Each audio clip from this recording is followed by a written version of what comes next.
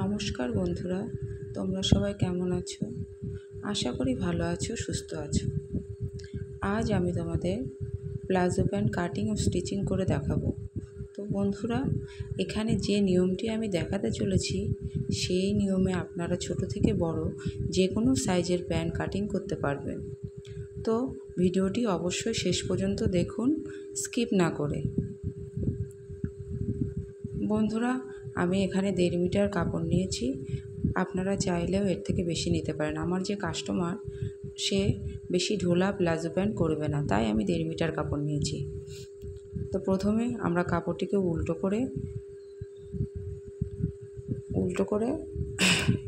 4 ভাঁজে ভাঁজ করে নেব। দেখতে থাকো বন্ধুরা, আমি কাপড়টিকে 4 ভাঁজে ভাঁজ করে নিলাম।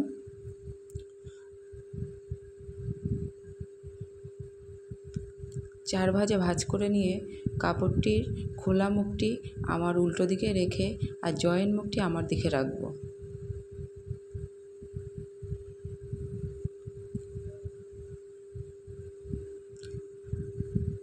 রাখার পর এবার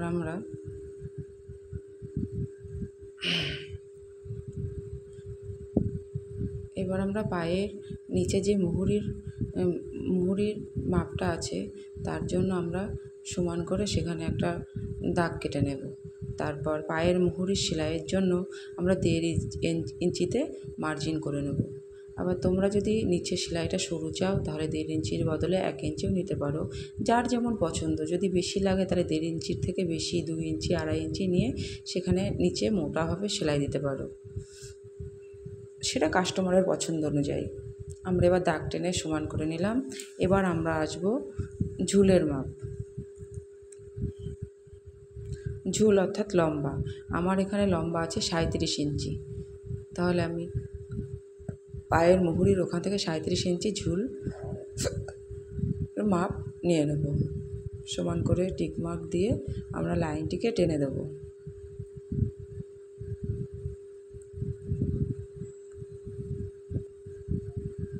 এবার আমরা স্কেলের সাহায্যে লাইনটিকে টেনে দেব, সমান করে দেব। দেখতে থাকো বন্ধুরা।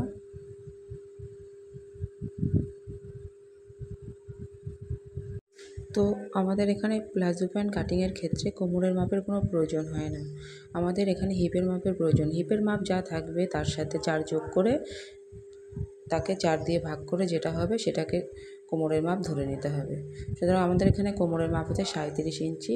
37 সাথে 4 যোগ করলে হবে 41 ইঞ্চি, আর 4 ভাগ করলে হবে 10 ইঞ্চি 2 সুত। আমি এখানে কোমর থেকে 10 ইঞ্চি 2 সুত কেটে নিলাম। এবার নিচের দিকেও 10 ইঞ্চি 2 সুত অনুযায়ী দাগ কেটে নেব, আর 2 ইঞ্চি এক্সট্রা নেব।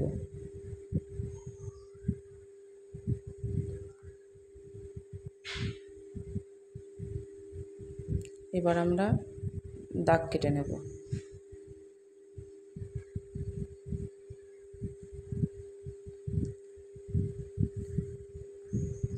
আমরা এদিকেও 2 ইঞ্চিতে একটা দাগ কেটে নেব।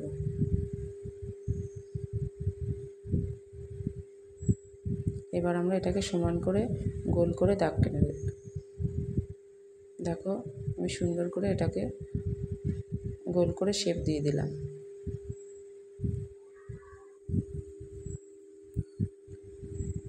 এবার আসবো আমরা পায়ে মুহুরির মাপে।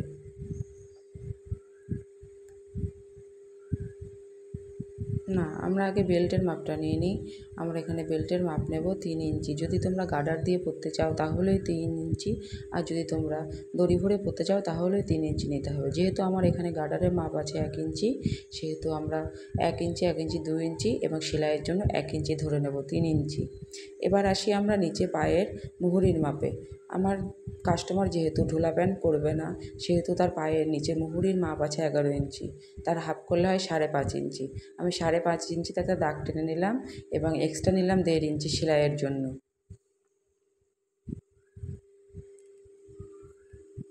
নিয়ে এবার লাইনটাকে ড্র করে দিলাম।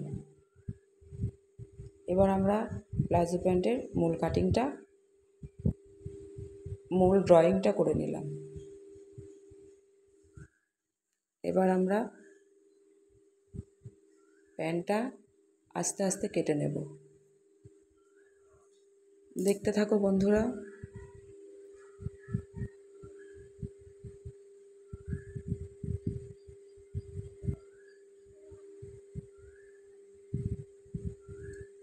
এই আমাদের ফুল মেজারমেন্টটা হয়ে গেল মাপ অনুযায়ী। এবার আমরা এটাকে কাটিং করব।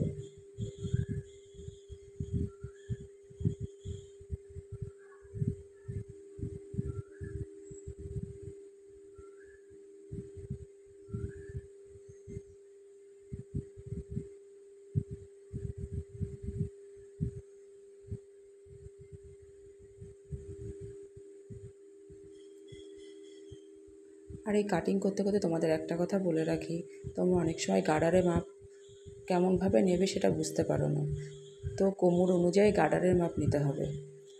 আমার এখানে কাস্টমারের কোমর আছে 34 ইঞ্চি, সুতরাং তার থেকে 4 বাদ দিয়ে আমরা যেটা থাকবে সেটা সেই হিসাবে গার্ডারটা কেটে নেব।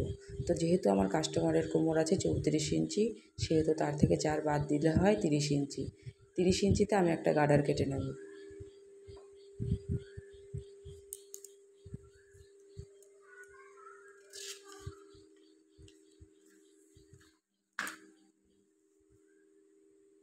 দেখো আমাদের কাটিংটা করা হয়ে গেল।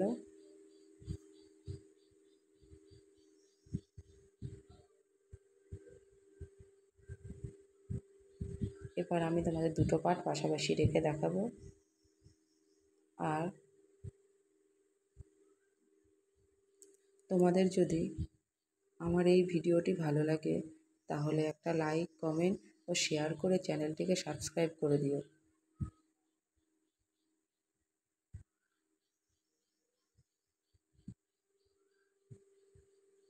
আর তোমাদের সাথে দেখা হবে আমার পরের ভিডিওতে।